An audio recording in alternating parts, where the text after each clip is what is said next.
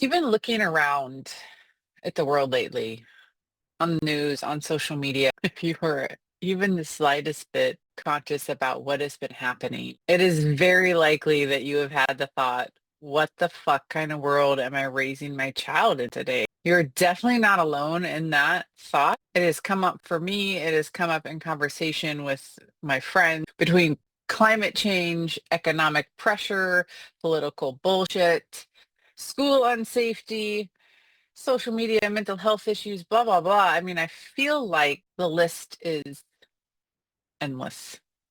It's overstimulating, it's overwhelming, and it feels so hard to ground in this world right now. But here's what I want to offer you today. You don't need to parent perfectly in this chaos.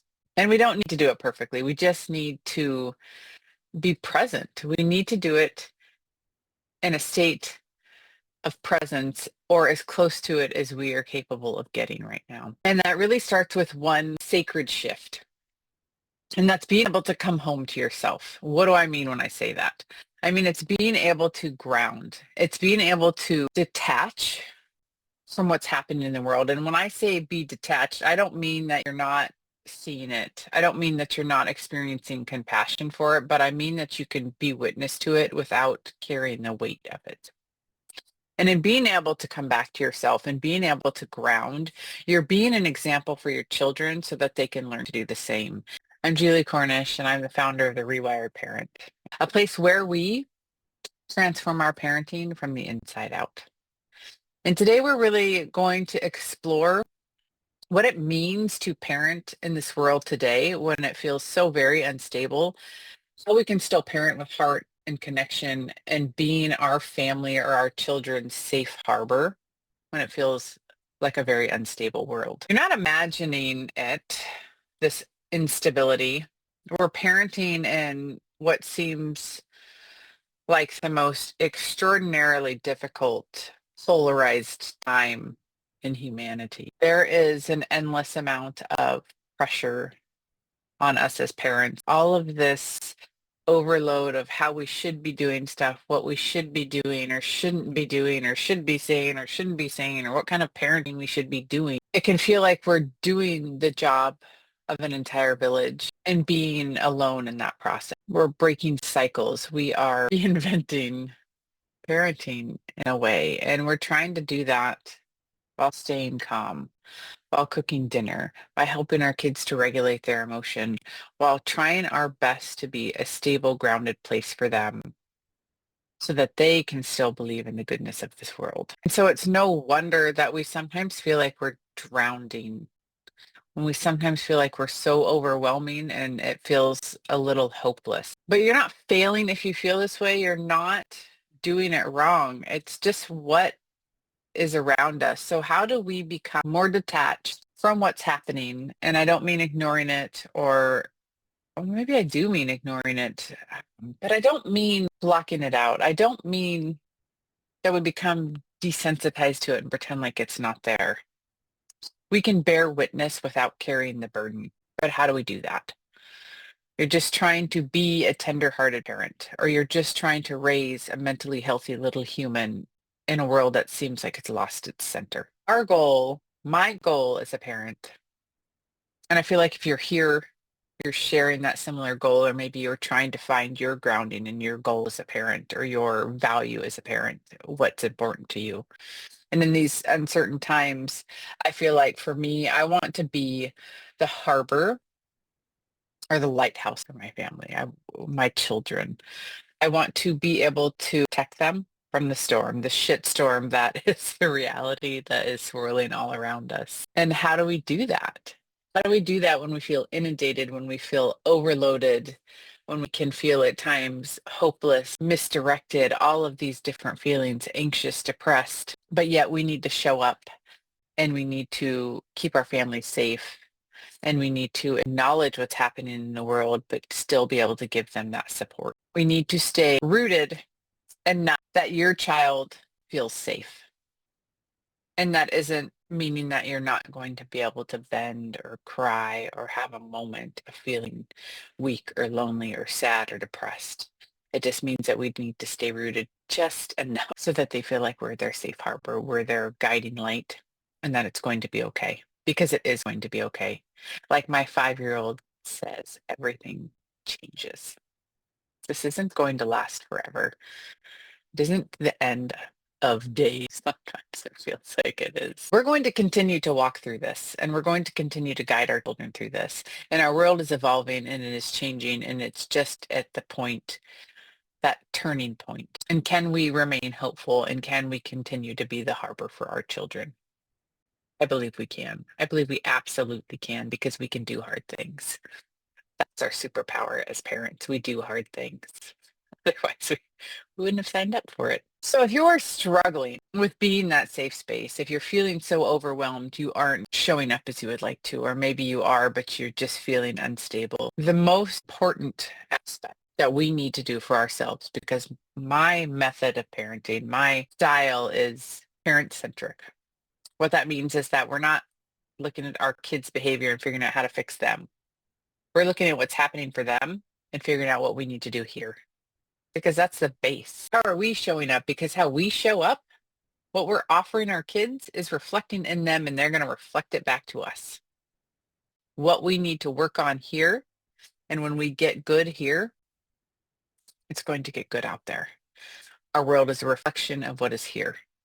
It's not gentle parenting. We'll call it self-aware parenting. So we work here, and then it allows that reflection. Our kids become more calm as we work to calm our nervous system, as we work to heal our patterns and our habits and all of the shit that we've picked up all over those years and lifetimes. We heal those, it reflects out, and our kids get that benefit. And it is a beautiful circle. So the holy ground, if you will, we'll start with, and this is our nervous system. That's our harbor. You can think of our nervous system as the walls of the harbor, right? The rocks. Are they strong? Are they going to protect us? Because if we don't have a grounded nervous system, we're not feeling safe. Our kids can feel how we're feeling. They're so intuitive. So work on that. That's the foundation. And that comes in moments of pausing before you react. Asking yourself, what part of me needs a little bit of care right now? How can I take a little time for myself? Because I've said that in our last video. You are every bit as important as every other person in your family. We have been raised in a society that says that parents have to put everybody else first, that everybody else, especially for mothers, everybody else is more important. But that is not the case. We are every bit as important as every other member in the family. And it's just like when you're on the airplane, you've got to give yourself that oxygen mask first so that you can help the others. So you can help the other members of your family. So in doing that, in caring for yourself and caring for your nervous system, you are then feeling safe. And you can offer that safety to your children in these uncertain times. And it's vitally important to remember that the way that we treat ourselves, the way that we show up for ourselves, the way that we heal ourselves, the way that we meet ourselves and our needs teaches our children to do the same for themselves and for the world. And so that when we're feeling stable, secure, and safe, as are they. I want to give you some practices to kind of help that process get anchored in, help you build up your harbor walls so that you can be that safe space for your children. And it won't always feel easy, and it won't always be executed flawlessly. It doesn't have to be. You can have a good cry. You can tell your kids, hey, I'm struggling today. It's okay. Maybe they want to cry with you. It's okay to be vulnerable. You don't have to always show up as this strong, steady person. What is most valuable is that you're showing up as a real person, an authentic person, a person who can be vulnerable, a person who can be whatever it is that you're feeling as those emotions go and move and flow through you. That is the value of being a real person. I believe there are 4, we'll call them sacred anchors, that can help keep you heart-centered in these unstable times. Things that you can offer your children and yourself that are going to keep you grounded and keep you moving through with a light heart and optimistic outlook on life. The first one is to speak the truth with love, with honesty, with openness, and with vulnerability. When your child is coming to you and maybe they've seen something on the news or they've heard something at school, not brushing it off, not saying, oh no, yeah, or seems hard, or don't worry about that. You shouldn't be watching the news. Whatever, they've watched it, they're thinking about it, they're internalizing it. So validate that. Yes, hard things happen. Yes, this world does feel a little uncertain. I can see how you would feel that way. But we have each other, we have our family, and we will do this together. And right now, we're safe. And it's so important to remember, and I often tell my kids this, you are not your mind. Our mind is a tool that we have been given to experience this world. And like other parts of your body, your mind is something that can be trained, tuned up. It should not be operating on its own without you being conscious about it. It can get away from us. I believe a lot of mental health issues come from that, is people allowing their mind to just go wild without reining it in, without bringing it into control, and acknowledging that our mind is a tool. We have control over it, and we should practice that control. So helping them to know that when their head is swirling and they're feeling unsafe, that they can stop and they can breathe and they can look around at their current environment and know that they actually are safe right now, even if the surrounding area doesn't always feel that way. Because that honesty will create safety, and that safety is going to create trust, and that's going to continue to allow your child to feel like they can come back to you when they're feeling a little bit unsteady. It creates a bond between the two of you and a safety that they'll really need in these times. The other sacred ritual that you can, and number two would be creating sacred routines, help to calm the body, and the mind. It can be something like, if your child is anxious, if you are anxious, if you are feeling like you're too caught up in what's happening in the world, begin a ritual. A nice one would be like at the end of the night, light a candle and with your child say a prayer, and not saying religious prayer, just any words that you're putting out into the universe. I'm calling a prayer. So however you want to do that is totally fine. But sitting there with a candle and expanding your heart and that love that you have for this world, and just you can imagine like the planet and your love just surrounding the entire planet and sending out that love, that healing energy. You can direct it into very specific places. It's a healing ritual that will help you feel more connected, more compassion, and more grounded.